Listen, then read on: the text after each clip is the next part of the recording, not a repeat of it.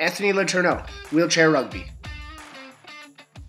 Depuis que je peux me souvenir, je pense à partir de 3 ou 4 ans, j'ai déjà commencé à patiner. J'ai commencé avec du patinage artistique pour apprendre les bases de patiner.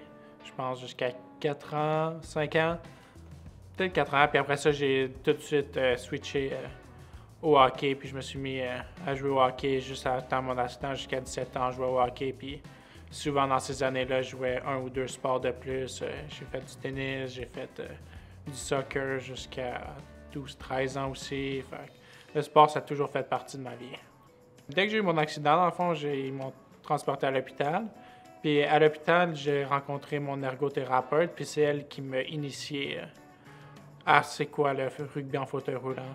Elle suivait déjà à l'époque Zach Madel qui était en train de venir sur le tableau international puis devenir une menace contre tous les pays. Puis elle m'avait montré une coupe de games sur YouTube à quoi que ça ressemblait le rugby en fauteuil roulant. Puis j'ai dit il faut que j'essaie ça. Fait que dès que j'ai sorti de l'hôpital puis j'étais en centre de réadaptation, la première chose que j'ai dit moi je vais essayer le rugby. Puis ils m'ont porté une pratique puis ça a été l'amour instantané.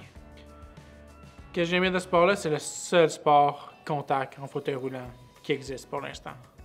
Fait que ça revient chercher mes bases de hockey, puis tu peux frapper le monde, ça défoule, puis il y a aussi l'esprit de camaraderie qui était là au hockey. Fait que tous ces points-là font que c'est juste le sport parfait pour moi.